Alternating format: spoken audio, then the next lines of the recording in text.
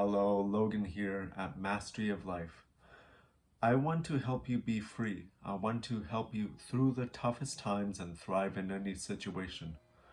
I warn you that if you follow through with this and you are not prepared, you will feel overwhelmed with how far you have gone.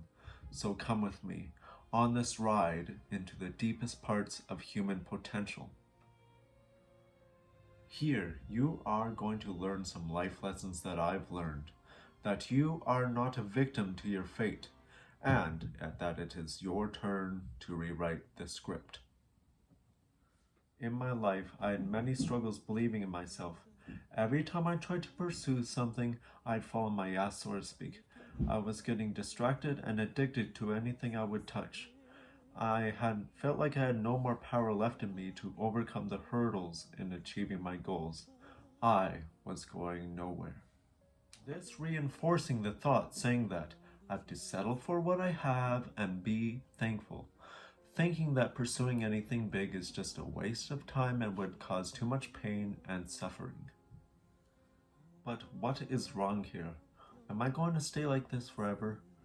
Am I a slave to my own mind? But we don't often realize that we often fall to our beliefs, that the function of the mind is to create congruence between your state of mind and your reality. Here are some ways you can take the bull by the horns and take control of your life. Number 1 is build the base habits first. I've realized that if you are a beginner and you are not going towards beginner goals, you will end up failing and beating yourself up for it. So definitely at the start, do not set goals that are too audacious. Understanding how to stay conscious and overcome negative internal chatter will definitely set you up for creating the life you want. Number 2, choose your hard, regret, or the difficulties you face along the way to success. Let's face it, you may not be where you want to be because you have accepted your current reality or you have given in to the conditioning you have grew up with. This realization motivated me to make a change. I became brutally aware of this stark reality. It also motivated me to separate myself from the limiting beliefs of general society. Here are some common limiting beliefs. Number 1, money is scarce.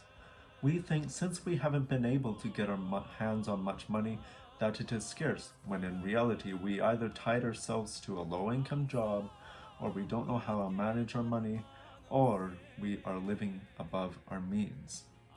For me, instead of just saving, focus on investing time to get to understand yourself and the value you can bring to the market, and solve some problems that the market has, and solve the problems along the way to the solution. If you have access to the internet, you have a greater chance in attaining success than most people in history. Don't take my word for it. Take the words from maybe Alex Hormozy, James Janney, Davey Fogarty, and other quite trustworthy entrepreneurs. Another limiting belief many people have is that intelligence is fixed. People who believe this probably don't know how malleable the brain is in adapting to change. To learn more information, look into the book Jim Quick. And also, it is not as much how smart you are, it is how you are smart. How many of you have heard this one before? I'll be happy if I have or am fill in the blank. We often believe if we have attained a certain amount of success or have these things, we will be happy. Though it is true having some freedom and autonomy will affect you emotionally, though crafting your internal world and crafting your character has the largest impact on yourself and those around you. I'm back, all shaved up.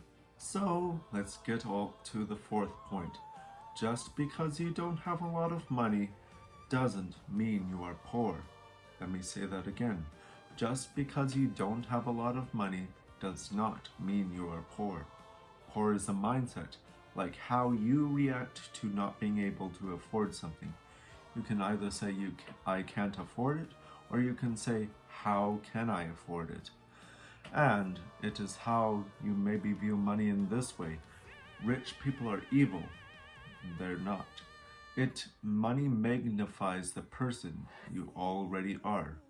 You live by what you believe and what attitudes you withhold. Number 5. Don't wave a truce flag at your issues.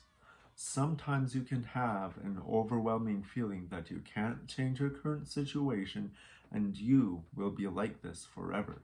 While it is true that there are many things that you cannot change, but there are things that you can change that you believe that you can't. So therefore, educating yourself on what is possible and what you can control and to what extent can help you focus your energy on what counts. Okay everybody, if you watched this far in the video, I can almost promise you that if you apply this, you will fulfill your purpose and be someone to be reckoned with. Okay, see you in the next video, and even though I can't literally see you, okay, bye.